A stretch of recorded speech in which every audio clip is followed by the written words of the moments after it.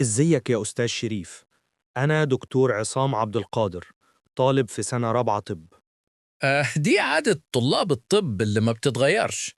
أول ما الواحد يدخل الكلية بعد الثانوية لازم يلزق لنفسه لقب دكتور. على العموم أهلا بيك يا دكتور، تكونش واحد من تلاميذي. لأ، الصراحة أنا من كلية تانية. يا ريت تبدأ تحكي لنا بقى. هي قصة حصلت لي وأنا لسه في سنة أولى طب. فاكر يا دكتور السنين دي؟ الإحساس بالزهو والخوف والفخر اللي جواك إن الحياة اختارتك أنت بالذات عشان تكشف لك أسرارها. كنا مبهورين بالكلمات الجديدة اللي ليها نطق لاتيني غريب. لما البطن ما تبقاش بطن وتبقى أبدومن، وبنتكلم باللغة المكسرة بتاعت طلبة الطب اللي بتخلط بين العربي واللاتيني، ونتفزلك في كل مكان حتى في الأتوبيس، ومصدقين إن الناس بتبصلنا بإعجاب. أنا فاهم كل ده، صدقني. طبعا المشرحة كانت أهم مكان في نظرنا. هي أول حاجة بتيجي في بال الناس لما تتكلم عن دراسة الطب. كنا بنبص على اليافطة القديمة اللي مكتوب عليها المشرحة بشوق وخوف. هناك الموت بكل غموضه ورعبه، وهناك الأجسام البشرية اللي مستنيين نفتحها عشان نعرف سر الحياة. كل واحد فينا كان فاكر إنه هيعرف كل حاجة بمجرد ما يمد إيده على الجثة. وبغرور الشباب محدش سأل نفسه ليه كل اللي شرحه الإنسان من أيام فيساليوس لحد دلوقتي فشلوا إنهم يكتشفوا سر الحياة. بس أنت غير، عشان أنت رفعت إسماعيل. وجاء اليوم اللي كنا مستنيينه. دخلنا القاعة الرطبة دي بخوف. كان معانا بنات وبس معظمهم رجعوا ورا كام خطوة، وكان وشهم مقلوب من القرف. ريحة الفورمول مالية الجو، ودي أسوأ ريحة ممكن تشمها، وتأثيرها على العين والمناخير ممكن يموت اللي مش متعود عليها. وعلى ترابيزات مرصوصة جنب بعض شفناها الحاجات المرعبة دي اللي متجمدة على الوضع اللي ماتت بيه. كملنا لقدام بكبرياء، اللعنة على أول واحد يتراجع. وبصينا على الحاجات دي وبدأنا ننسى خوفنا الأولاني بالتدريج. الجثث دي كانت شبه أي حاجة ما عدا إنها كانت بشر. الفورمول خلاها زي تماثيل خشب غامق، صعب تصدق إنها بني آدمين. تماثيل ضخمة كده معمولة من طين. وخوفنا راح وبدأنا نقعد ونتزاحم حوالين الترابيزات. والأكتر حماس فينا واللي عايز يلفت النظر هو اللي اتطوع يكون القائد بتاع المجموعة الصغيرة اللي حوالين الترابيزة. كتب كانينغهام كانت مفرودة هنا وهناك، وعلمنا على الأماكن المهمة، وسجلنا المصطلحات اللاتينية اللي عملها فيساليوس. وعرفنا إن أول اختبار لينا عدى بسلام. أنت خيبت أملي يا دكتور عصام، ما تخيلتش إن الموضوع بالسهولة دي. كل حاجة لما بتشوفها من جوه بتبدو أتفه مما هي عليه من بره. بس أنا لسه ما خلصتش. أنا ما جيتش في نص الليل عشان أحكي له إني شجاع. القصة أعقد من كده زي ما هتشوفوا دلوقتي. لازم أحكي لكم اللي حصل قبل تجربة المشرحة بسنة أو أقل شوية. وكل اللي أتمناه إنكم ما تلومونيش أكتر ما استاهل. أنا بني آدم برضو. ده كان في ليلة شتاء، يمكن كان نص الليل عدى أو لسه، مش مهم. كنت راجع من سهرة عند واحد صاحبي. الوقت كان متأخر والليل برد بطريقة ما تتوصفش. كنت ماشي بسرعة في الزواريق الضلمة ونهجان من البرد القارس. بخار المية حواليا زي الضباب خلى نضارتي شكلها زي ما تكون مصنفرة بإيد بتترعش. كنت بضم طرف البلوفر اللي لابسه على صدري عشان أتدفى، وخبطت في واحد عابر سبيل في الضلمة. الموضوع ما كانش يستاهل أي انتباه وممكن يعدي ببساطة، لكنه شتمني بوقاحة وقال حاجة عن الحيوانات العمياء. حاولت أنهي الموقف وأحافظ على كرامتي، بس هو كان عايز يتخانق. يمكن كان متعصب بجد أو قاصد يضايقني، معرفش. كل اللي حصل إننا اتخانقنا بالكلام وبعدين باللكمات. هو كان قوي، بس نضارتي دي مش معناها خالص إني فريسة سهلة. أنا عندي عضلات، وفوق كده أنا طول عمري بمثل دور الحليم.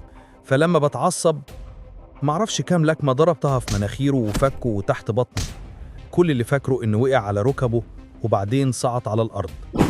ولما فقت من عصبيتي وطيت وعصبيتي اتحولت لفرح عشان أشوف جسمه الممدود ده. ما كانش بيتحرك، الضلمة كانت حالكة، بس هو ما بيتنفش. مش سامعه بيتنفس. هو مات؟ طبعا جريت من غير ولا كلمة. طبعا الرعب سيطر عليا. انطلقت في الزواريق ومش باصص على أي حاجة. دموعي مغرقة وشي وحاسس إني ضيعت أثمن حاجة في حياتي. عملت حاجة حياتي مش هتبقى زي ما كانت قبل كده. المهم إني رجعت بيتي وما قلتش لحد ولا كلمة. لكن وش الراجل فضل يطاردني، عينيه الحادة، الشنب المتظبط الحلو، شعره الأسود الفاحم، الشمة الكبيرة على خده الشمال، نظرة التحدي الوقحة والعدوانية. الصبح قعدت أقرأ الجرايد بشغف بدور على أي خبر عن العثور عليه. شهر كامل، سنة كاملة وأنا بدور، مفيش حاجة. وده ليه معنى واحد، إن الراجل ما ماتش، هو لسه عايش وبيتغذى، بس أكيد هيبطل يضايق عابري السبيل.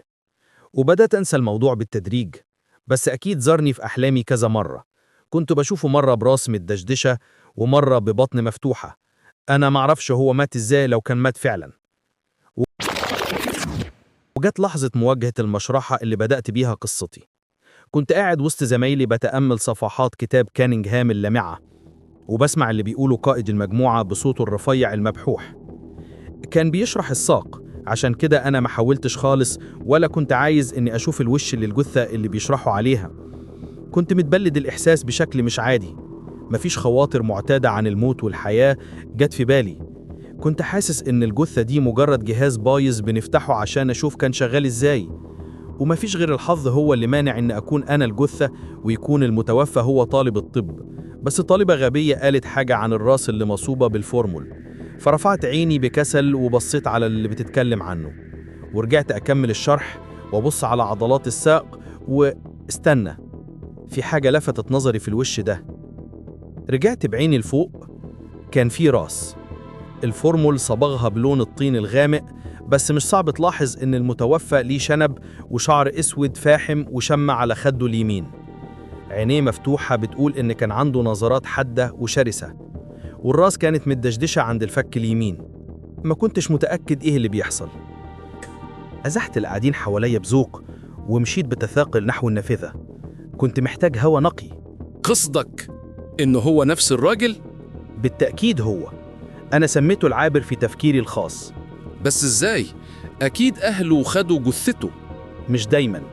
لو ما كانش شايل أي ورق معاه وقت ما مات، ولو ما فيش حد اتعرف عليه، ساعتها بيعتبروه لاقص الأهلية وبينقلوه لمشرحة كلية الطب. الاحتمال ده وارد للأسف. ما كنتش أعرف ده. تأثير إني شفته ووشه كان أقرب لتأثير إني مشيت على كابل من كابلات الضغط العالي. وأكيد انتوا فاهمين ليه. عشان يغير معالمه خالص. ليه ما بلغتش الشرطة بمخاوفك؟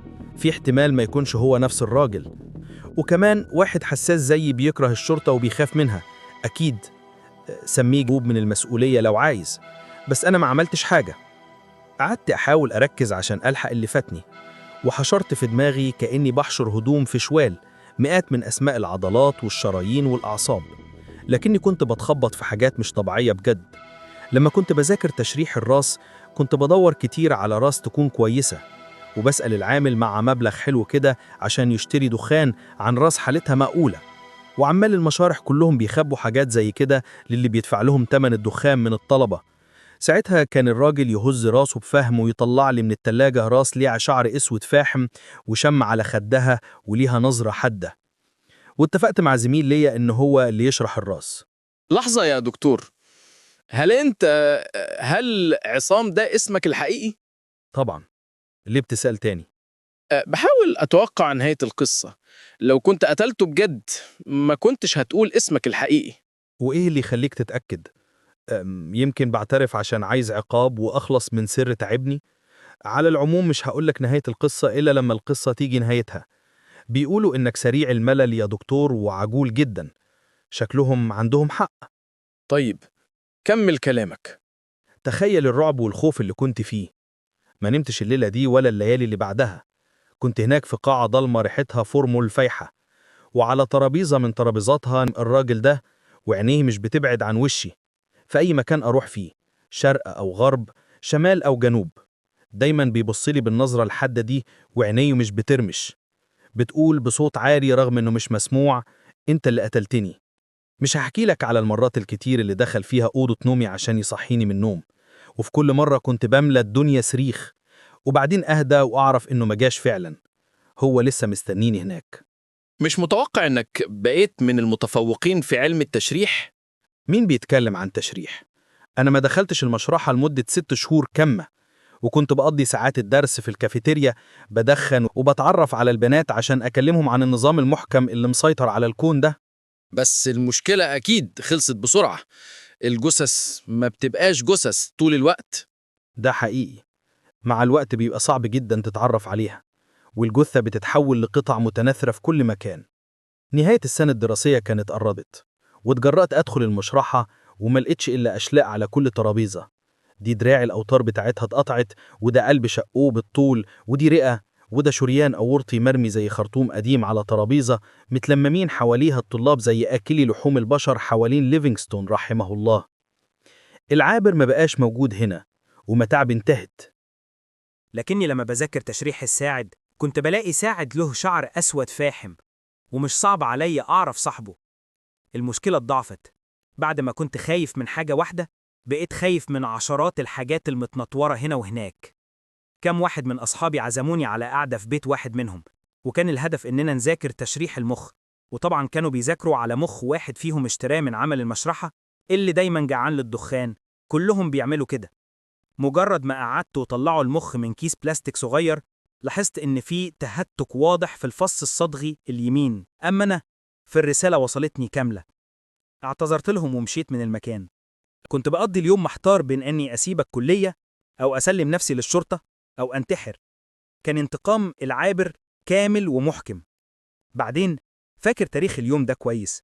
كان العصر، وده وقت هادي ومناسب جدا للمذاكرة. العامل بيسيب المكان مفتوح لو راعيت حاجته للدخان. كل الفلوس الكتير دي عشان الدخان؟ حتى لو بيدخن سيجار هافانا مش محتاج كل الفلوس دي. معرفش الوقت عدى ازاي، لكني فقت من تركيزي عشان ألاحظ فجأة إن لوحدي خالص، والمكان صامت جدا، والضوء بدأ يقل لحد ما دخل في دايرة الضلمة. قلقي زاد عندي. ليه لأ؟ في حاجة مش مريحة في الموضوع ده كله. اتجهت للباب وناديت على العامل مرة أو مرتين ومردش. ساعتها عرفت إن إحساسي كان صح. أنا اتحبست هنا. أكيد العامل كان سرحان أو راح يشتري دخان. المهم إنه قفل الباب بالمفتاح، وها أنا لوحدي في المكان المرعب ده ومستني الضلمة. ده موقف مرعب نوعا ما لأي طالب تاني. أما أنا فمش زي الآخرين. أنا عارف إيه اللي موجود في المكان ده كويس. الفرصة سنحت له أخيرا ومش هيسيبها. شعري وقف لما سمعت صوت خفيف، بعدين صوت صرير. في حاجة بتتحرك في القاعة دي. قمت مصدوم ودست على زرار النور. النور الحكومي الشاحب بيطلع الكسل من مصباح ضعيف متعلق في السقف. الترابيزات كانت زي ما شفتها الصبح وعليها الأشلاء. مستحيل أقدر أميز إيه اللي كان بتاع العابر منها وإيه اللي ما كانش بتاعه. هنا حصلت الكارثة الكبرى. الكهرباء قطعت، والضلمة كانت انتشرت لدرجة خلت الرؤية صعبة بجد. بس الرعب اللي سيطر عليا خلاني أشوف آلاف الحاجات في الضلمة دي. شفت دراع زي المخلب بتتحرك على الأرض ناحيتي. شفت عينين حادة بتبصلي بحقد وتحدي. شفت شنب أسود بيتحرك لوحده على الحيطة. التفكير العاقل انتهى وجه وقت الجنون. ومن غير ولا كلمة ولا صرخة اندفعت ناحية الشباك. المشرحة في الدور التاني، لكني ما اهتمتش. نطيت من الشباك زي الحصان الجامح، والأشجار نجحت إنها تخفف من وقعتي، لكني سقطت على ركبتي وكنت على وشك أو يمكن دست إني أدغدغ نفقاتهم. بالرغم من الألم قعدت أجري ونهجان مليان بكلمات ملهاش معنى. بترنح رايح ناحية الباب الرئيسي للكلية، وقلبي بيدق زي جناح عصفور طنان. وقعدت أجري في الشوارع الضلمة ناحية بيتي، وأنا شايف الراجل في كل مكان حواليا، وسمعه بيضحك بضراوة على خوفي. هنا خبطت في عابر سبيل في الضلمة. كنت هكمل طريقي بس هو شتمني بوقاحة وقال حاجة عن الحيوانات العامية. فوقفت وبصيت له مصدوم. الشعر الفاحم، الشنب، النظرة الوقحة، الشم على الخد، الشمال مش اليمين. إنه هو. لأ، ما ماتش. وساعتها اتأكدت إن في اختلاف كبير بينه وبين العابر اللي في المشرحة. هي نفس الصفات، لكن ده مش معناه إنهم نفس الشخصين. أنا اتعودت على شكل عابر المشرحة لدرجة إني نسيت وش التاني خالص، وبطريقة ما أقنعت نفسي إنهم نفس الراجل. لكني دلوقتي أدركت غلطتي. الراجل اللي اتخانقت معاه ووقعته هو اللي قدامي دلوقتي، وواضح إنه ما ماتش. أما اللي شفته في المشرحة ونغص عليا حياتي سنة كاملة فهو مجرد شاب تاني عنده شنب وعينين حادة. هنا لمحت نظرة تذكر في عين الراجل، وبشك صح. أنت؟ اتقابلنا قبل كده؟ قلت بكذب لأ، ولفيت وشي ومشيت. هو عايز ينتقم من الجرح اللي سببته له يومها، لكنه ما يعرفش إنه خد الانتقام ده فعلا، وإنه لمدة سنة كاملة خلاني على حافة الجنون، بل إني عمري ما قربت من الانتحار بالدرجة دي. وكده انتهت القصة دي.